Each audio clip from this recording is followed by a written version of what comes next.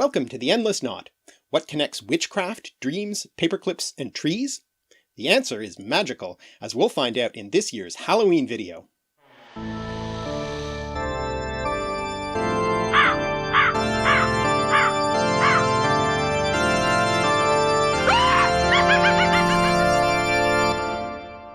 The word magic had a long way to travel before making it into English. The earliest citations for the word in the Oxford English Dictionary are in the Middle English of Geoffrey Chaucer. The word was borrowed through French and Latin, ultimately from Greek, where it got its adjective form magikos. But the root of this word wasn't originally Greek. The Greek noun magos comes from an Old Iranian word magush, probably through Old Persian from Old Median. The Greek noun magos makes it into English too, as the word mage, and in the plural form magi, which is probably mainly known from the three magi visiting the baby Jesus in the Nativity story. Ultimately, the word can be traced back to Proto-Indo-European mag, to be able, have power, the source of a number of other English words, such as the auxiliary verb may, might, both the verb and the noun, and machine, so basically words about ability or power. Now the shift in meaning of this word is the important thing here. The Old Iranian word magush referred to a priest, or perhaps originally a priestly caste. This was the original sense in Greek too, referring specifically to the Zoroastrian priests of the Persians, but it gradually came to have the connotation of magician rather than priest, and it's in that sense that we have the English word magic. Well, one religion's holy priest is another religion's dangerous magician. And this distinction was applied within religions too, with for instance early mainstream Christians denouncing the Gnostics as adherents of magic, and later the Protestants referring dismissively to Catholic magic. In fact, the definition of magic is pretty tricky even today, and so I've brought in someone much more knowledgeable about it to help me. Andrew Mark Henry of Religion for Breakfast has thought a lot about this. So Andrew, what's the difference between magic and religion, and where does science fit into it all? Thanks, Mark. Those are some really tough questions because, as you said, religion and magic are very subjective terms. One person's religion is another person's scary, deviant magic. In fact, for the Romans, the Latin word magia had very pejorative connotations. It was used to describe any ritual that they didn't like or that they thought was secretive, violent, or subversive. This long history of magic being considered a category of dark and scary rituals has influenced how modern scholars have tried to define magic in relation to religion today. So, for example, in the 1920s, the Archbishop Alexander Leroy describes magic as the perversion of science as well as of religion. And the archaeologist Alphonse Barbe describes magic as a degenerate form of religion. Just like how food slowly rots away, magic is the rotten refuse of pure religion that's been corrupted by human frailty and selfishness. The thing is, these are not academic ways to define magic. It's only been in recent decades that scholars have tried to craft objective definitions of magic with varying degrees of success. So, for example, the archaeologist Andrew Wilburn has defined magic as mechanistic ritual that draws on religious practice, sometimes exoticized forms of religious practice, to try to serve personal ends, like healing a sickness, exorcising a demon, or cursing a rival. As for science, magic is deeply intertwined with the history of science. In fact, I often joke that Isaac Newton is not the first great scientist, but the last great magician, because he wrote tons and tons of books on the occult, astrology, alchemy, stuff like that. And lots of the famous names from the scientific revolution and the Enlightenment were also super into the occult. And on some level this makes sense, right? If you're making a magic potion that has a lot of elements of scientific experimentation, expert knowledge, trying to gather ingredients together to try to affect nature. So it's here in the 21st century that we have starkly differentiated between science, magic, religion, but for many people in the past, these three categories of knowledge were very blurry and overlapped each other. Thanks, Andrew, that's helpful. But as you say, I guess there's no definitive way to distinguish between magic and religion and other forms of knowledge, especially in the ancient world. And that brings us back to the Magi. The word magush, or its Greek form magos, referred to a priest of the Zoroastrian religion. To this day, a certain type of Zoroastrian priest is called a mobad, which is a contraction of magupati, meaning something like priestmaster. The details are a little unclear, since most of the evidence we have of them is from the foreign perspective of Greek writers, but it seems the Magos castes were priests in an older Iranian polytheistic tradition.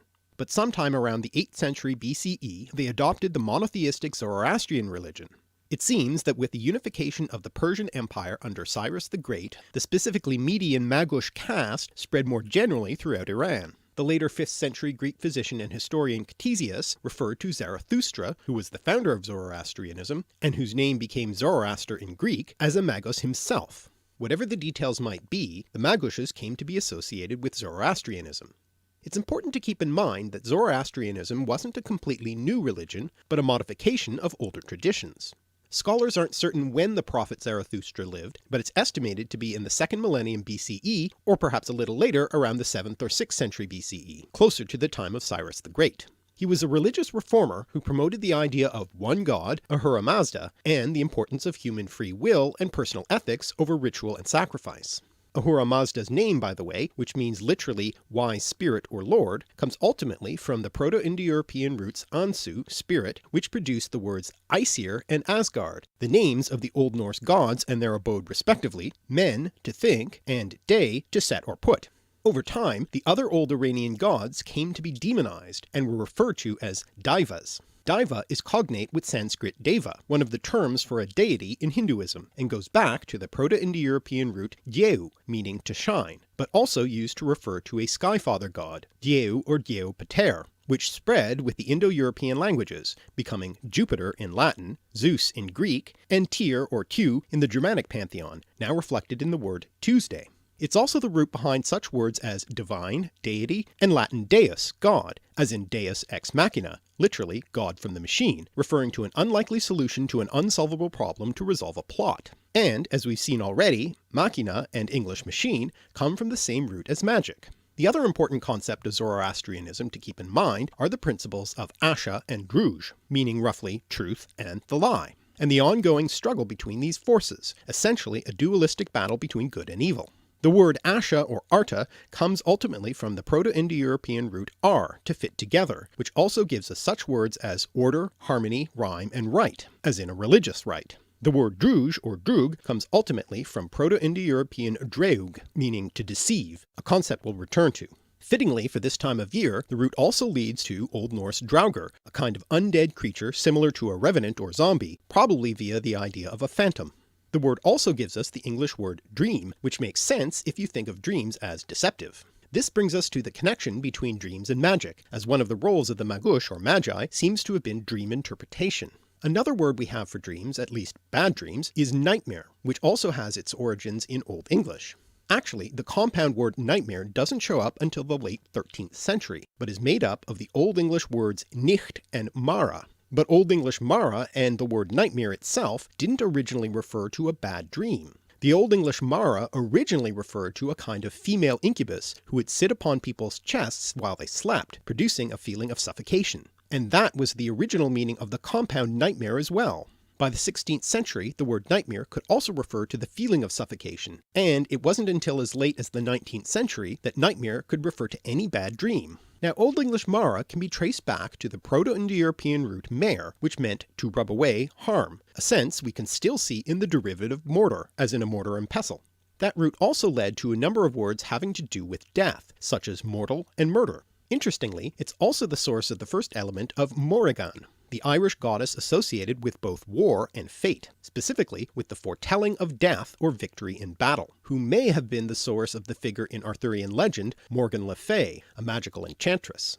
Now when we think about dreams and nightmares and supernatural beings who attack you in your sleep, we might also think of the character Freddy Krueger in the 1984 film A Nightmare on Elm Street, who attacks his teenage victims in their dreams. This film, along with the 1978 film Halloween, with the newly released 2018 sequel, appropriate for this time of year, featuring Michael Myers, who also targets teenagers, are perhaps two of the best known examples of the genre of slasher films, a subgenre of horror films. Horror films, which drew their inspiration from Gothic literature like Mary Shelley's Frankenstein and Bram Stoker's Dracula, were kicked off by the early film pioneer Georges Méliès, who used a variety of visual effects techniques such as substitution splices, multiple exposures, and time-lapse photography to achieve the supernatural events in his horror films, which he also used in his early science fiction films. Méliès, who had also been a stage magician, bringing us back to magic again, also developed the trick film genre, using those same film techniques, what we might call trick photography, to allow a magician in a film to be able to do the seemingly impossible. And so, magic tricks also brings us to the idea of deception that we saw with the roots of the words dream and rouge.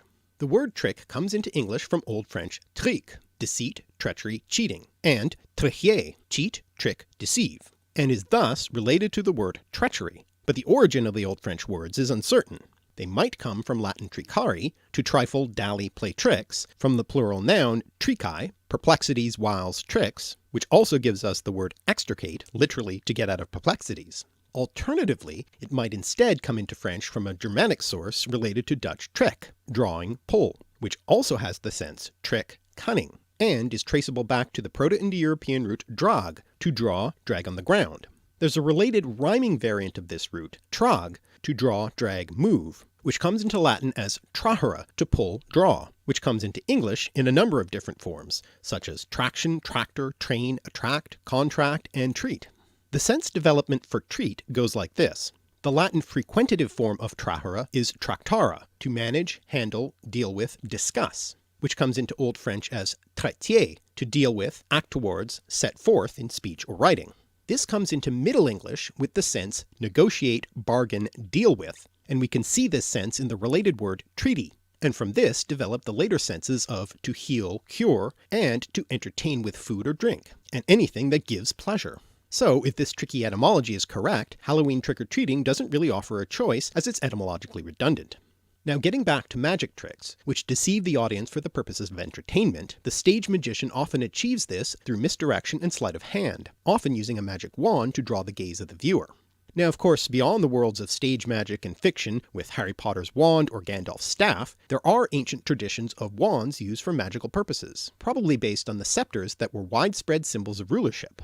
For instance, in Homer's Odyssey, the witch Circe uses a magic rod, called a rhabdos in Greek, to transform Odysseus's men into swine, and in the biblical book of Exodus, when Moses and Aaron try to coerce Pharaoh into freeing the Hebrews from slavery in Egypt, the first wonder is Aaron throwing down his rod, which is translated into Greek as rhabdos in the Septuagint, and transforming it into a serpent. Another bit of stage magic that also has a real historical foundation is the crystal ball, now the cliché of the amusement park fortune teller. In the 16th century, John Dee, mathematician, astronomer, and occult philosopher, who was an advisor to Queen Elizabeth I, gazed into crystals in an attempt to see visions of angels. This is part of a larger category called scrying, in which the practitioner stares into a reflective, refractive, or luminescent surface or object, such as water, a mirror, or fire, in order to gain some sort of prophecy or revelation. And in a sense, this is kind of similar and sometimes overlaps with dream interpretation, otherwise known as oniromancy. One famous example of this comes from the biblical book of Genesis, the famous Joseph who had the coat of many colors. Joseph was given that coat because he was the favorite son of his father Jacob, who was also by the way prone to receiving dream visions, having earlier received the vision of a stairway to heaven. No, not that stairway to heaven, Jacob's ladder. Well, in addition to receiving that technicolor sign of his father's favoritism, Joseph also had two dreams which symbolically showed his brothers bowing down to him. So his brothers were naturally jealous of him and sold him into slavery, and convinced their father that he was killed by wild beasts. Through a series of adventures in Egypt, in which Joseph accurately interpreted the prophetic dreams of fellow prisoners, and later interpreting the dream of the pharaoh predicting 7 years of abundance followed by 7 years of famine, thus advising him to store up surplus grain, Joseph was made vizier of Egypt. Now, during that famine, many people came to Egypt to purchase grain, including Joseph's brothers. So Joseph devised a trick for them, planting a silver cup in the sack of one of his brothers and then pretending it was stolen. When Joseph's steward found the cup in the possession of the brothers, he said it belonged to his master and was the cup Joseph used for divination, in other words, scrying. Well, in the end, Joseph was reunited with his brothers and father, but his prophetic dream had come true. His brothers did bow down to him as vizier. And this isn't the only ancient story of a cup being used for scrying. In Persian mythology is the Cup of Jamshid, a magical cup that contained the elixir of immortality and was also used for scrying. Many Persian literary texts describe this cup being used by Jamshid and other mythological kings, including in the Shahnameh, the great national epic of Greater Iran, which tells the mythological and historical past of the Persian Empire, including the life of the prophet Zarathustra. Which brings us back once again to Zoroastrianism and prophecy. The word prophecy comes from Greek pro, before, and phanai, to speak, and a particularly deceptive form that essentially tricks its recipient is the self-fulfilling prophecy. One of the most famous literary examples of this is in Shakespeare's Macbeth, in which Macbeth gets the prophecy from the witches that he will become king, and then goes on to make it happen by killing the king and usurping the throne. In Oedipus the King, by the Greek playwright Sophocles, in order to avoid the prophecy that the baby Oedipus will grow up to kill his father, his parents leave the baby to die on a mountaintop. But he is rescued and given to surrogate parents, with the result that when Oedipus grows up and gets the prophecy that he'll kill his father and marry his mother, he leaves his supposed parents to avoid it, and ends up fulfilling both prophecies. Or, if you want a more recent example, to return to Harry Potter again, in reaction to the prophecy that a child born on a certain day will kill him, Voldemort tries to murder the infant Harry, thus making Harry the one who is eventually able to defeat Voldemort. Now, one of the reasons that self-fulfilling prophecies work is that they give the receiver the confidence to make those events happen, as in the case of Macbeth. The word confidence, by the way, comes from the Latin intensive prefix com plus the word fidere, to trust, and lies behind the term confidence trick, sometimes shortened simply to con, thus bringing us back to the theme of deception, which is well known in the gambling con, in which the victim is allowed to win several times to build up his confidence before taking him for all he's worth. A famous historical example of a self-fulfilling prophecy involves Cyrus the Great, founder of the Achaemenid Empire who I mentioned earlier. According to the Greek historian Herodotus, Cyrus's grandfather Astyages had prophetic dreams which were interpreted by the Magi as meaning his grandson would usurp his throne. Fearing this, he ordered his general Harpagus to kill the baby, but he couldn't bring himself to do it, and passed the job on to a cowherd, who also couldn't go through with it and brought the baby up as his own. Years later, when Cyrus had grown up and all of this was revealed, Astyages punished Harpagus by killing his son, but after the Magi backpedaled and said that they had misinterpreted the dream, Cyrus was spared. In revenge, Harpagus encouraged Cyrus to revolt against Astyages and take over, and he did just that. So I guess the moral of the story is, watch out for those Magi dream interpretations. And returning to the Magi and the word Magush, its first attestation is in the Behistun inscription by Darius the Great, the fourth king of the Achaemenid Empire, which is a bit of propaganda that tells of how he came to the throne. Basically, when Cyrus died, he was succeeded by his son Cambyses II. According to Herodotus, Cambyses had a dream in which he saw his younger brother Bardia sitting on the royal throne, and had him secretly killed. Then, according to Darius, a Magush named Gaumata impersonated the dead Bardia and eventually came to the throne. Darius soon after usurped the throne from the impostor Gaumata. Of course, it's entirely possible that Darius made this up to legitimize his claim to the throne, with Gaumata being an impostor, and he further legitimizes his claim by stating in the Behistun inscription that he became king by grace of Ahura Mazda. Whatever the truth may be, we certainly see several more examples here of our recurring theme of deception, not to mention prophetic dreams. With these sorts of stories circulated by Greek authors, it's not too surprising that the Magi gained the reputation for not only being magicians, but also for being devious and deceptive. Furthermore, unlike Greek priests, the Magi would whisper their prayers and ritual texts in a low voice, and in the unfamiliar Avestan language of the Zoroastrian religious texts, which may have sounded to the Greeks like incantations.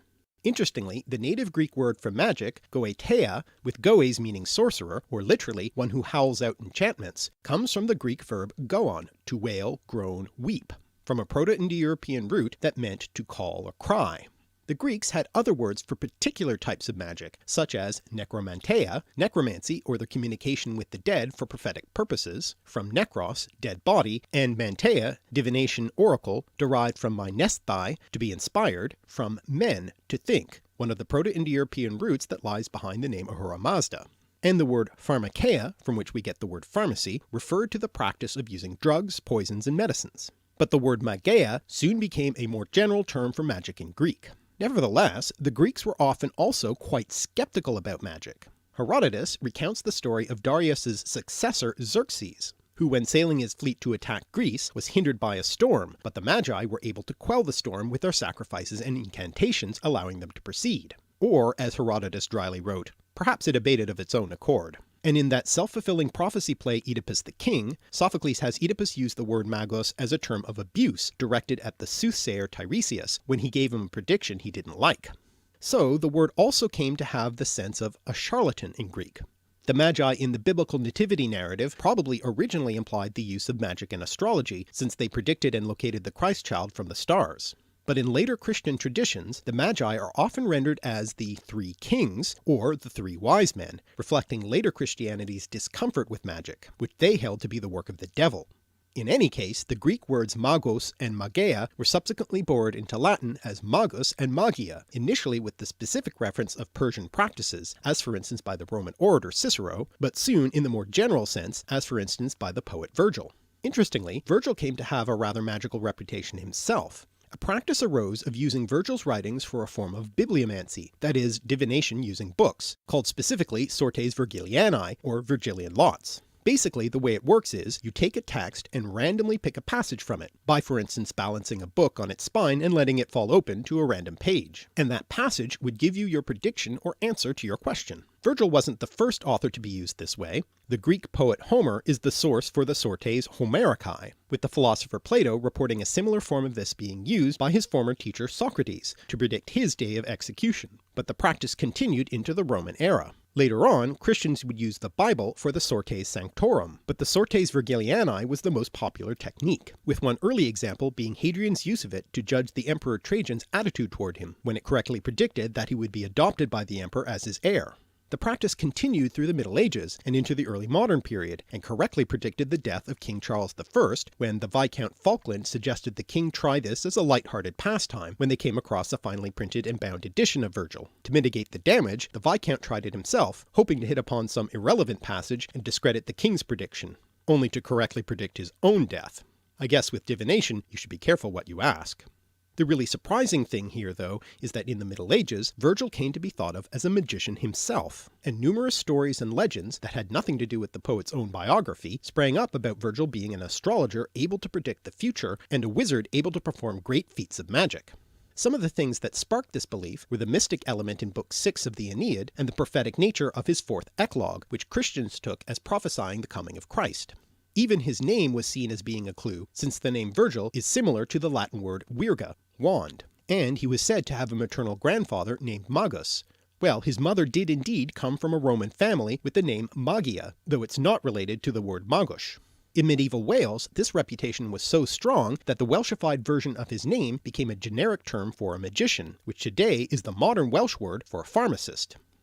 Now that Latin word sortes, or sores in the singular form, comes from the Proto-Indo-European root ser, to line up. In Latin, the word was originally used to refer to little pieces of wood used to draw lots, but later came to refer to what is allotted by fate, and thus fortune, and then to any kind of fortune-telling. From that, it later developed the sense rank, class, or order, and it's that sense that we see in the English word sort. The word sortition refers to the drawing of lots, like a lottery, and the word lottery is related to the word lot, coming from a Germanic root, and thus bringing us back to the theme of gambling which we last saw in the Gambling Con. The other way this root makes it into English are the words sorcery and sorcerer, from Old French sorcerie and sorcière, originally one who predicts or influences fate or fortune, but broadening to mean one who uses magic. The more precise word now for fortune-telling by drawing lots is kleromancy, another of those mancy terms like necromancy, bibliomancy, and oniromancy.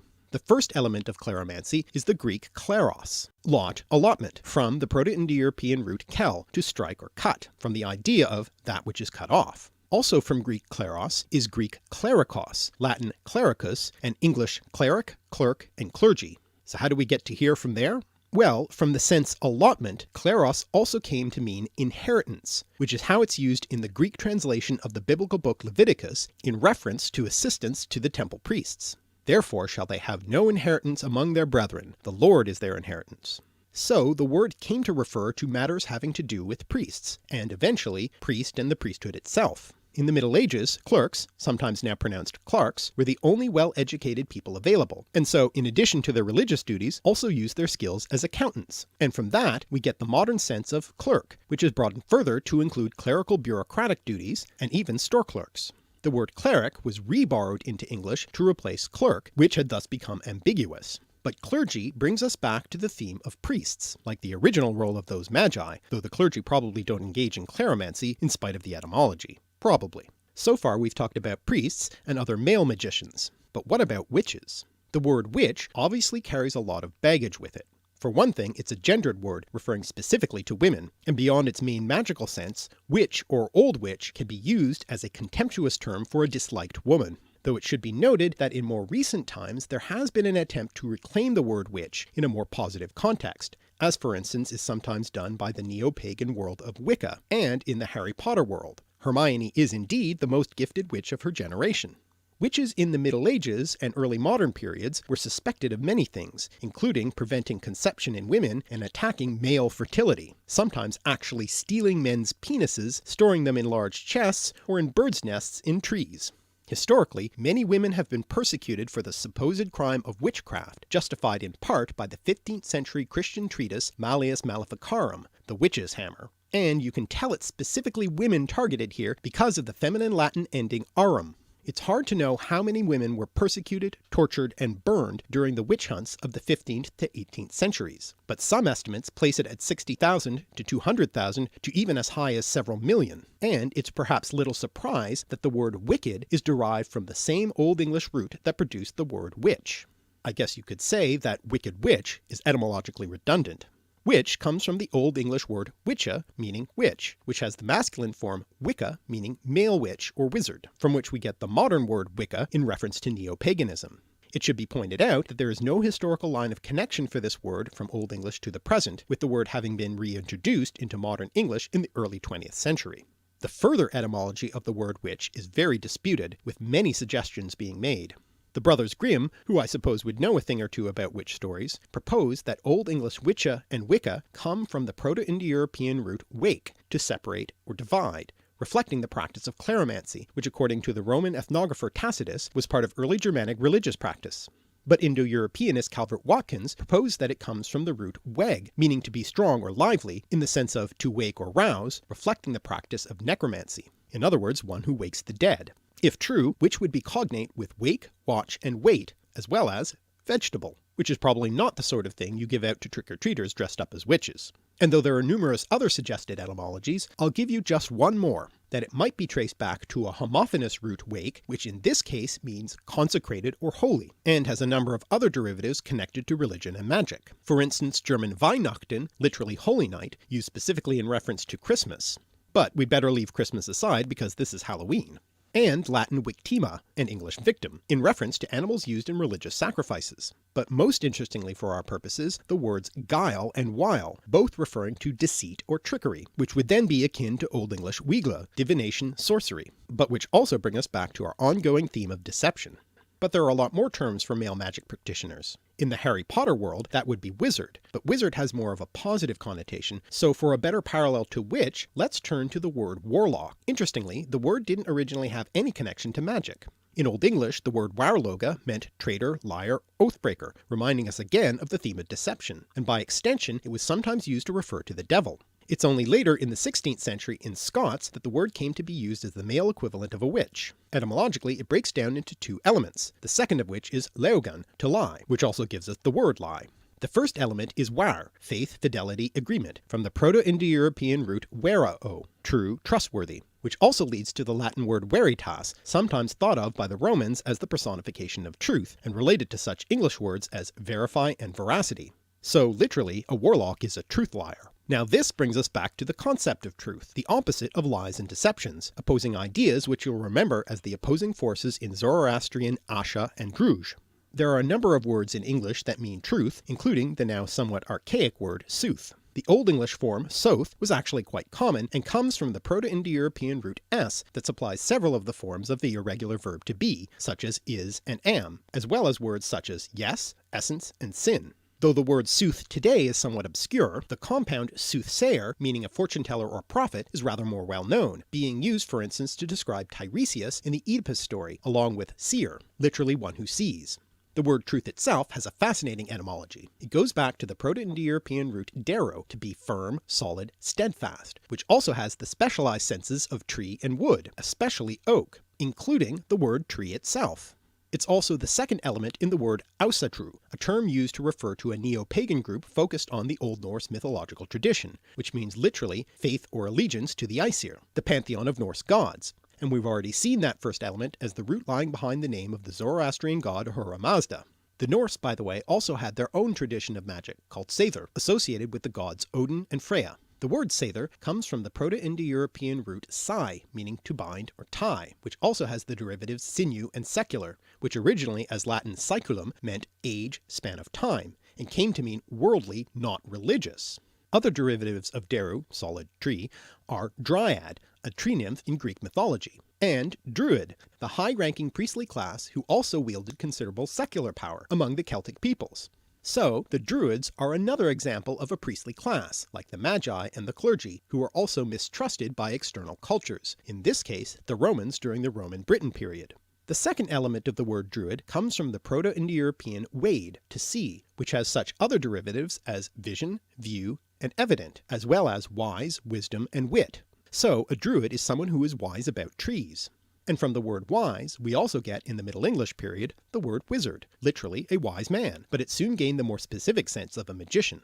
Also from this root we get the Old English term wizengamot, referring to the council of advisors to the king in Anglo-Saxon England, who technically were in charge of electing the kings. Though this political body didn't survive past the Norman conquest of England, it seems to have been the inspiration behind J.K. Rowling's Wizengamot, the wizard court of law in the Harry Potter world, obviously also playing off the word wizard. But as we've seen, the word wizard comes from the same root anyway, and in any case the wizards we know today, such as Albus Dumbledore and Gandalf, are also quite wise and indeed witty. And all this talk about wizards and magic brings us to our conclusion, tying many of these elements together, specifically to the deck-building game Magic the Gathering, published by the games company Wizards of the Coast, who, by the way, are also the current publishers of Dungeons & Dragons, after they bought out its original company TSR. In various versions of D&D, different levels of magicians or magic users, as they were called in the game, were known by specific words, many of which we've covered in this video, such as seer, magician, enchanter, warlock or witch, sorcerer, necromancer, and wizard. The game Magic the Gathering, which also has magic users known as mages by the way, was developed by Richard Garfield, who had been a combinatorial mathematics doctoral student at the University of Pennsylvania, and apparently he created it so that he and his friends would have something to do while they waited for everyone to turn up for their D&D games. Garfield has two other claims to fame. His great-great-grandfather was James A. Garfield, a rather minor US president, having been assassinated within his first year in office. And his granduncle Samuel B. Fay invented the paperclip. Unless you ask the Norwegians, who have their own candidate for this honour, Johan Valar, whose version of the paperclip was adopted as a symbol of resistance against the Nazis, after pins or badges bearing national symbols were banned. As for Magic the Gathering itself, it originally had an aspect of gambling, since according to the original rules one was supposed to ante up a card in order to play, which the winner would then be able to claim at the end of the game. And even now the packs come with random assortments of rare cards which can be quite valuable. So whether it's card tricks or tarot cards, or the 3-card Monte Con or Magic the Gathering, or all the way back to exotic Zoroastrian priests and self-fulfilling prophecies, falsely accused witches and crystal ball gazing wizards, it seems perhaps that for magic, luck, deception, and shifting perceptions have always been on the cards. Thanks for watching. My special thanks to my friend and fellow YouTuber Andrew of Religion for Breakfast, who suggested this topic, and helped me out with the crucial definition of magic. Why not check out his video, What is the History of Magic Wands, for more on that topic. If you've enjoyed these etymological explorations and cultural connections, please subscribe and click the little bell to be notified of every new episode. And check out our Patreon, where you can make a contribution to help me make more videos. I'm @alliterative on Twitter, and you can visit our website alliterative.net for more language and connections in our podcast, blog, and more.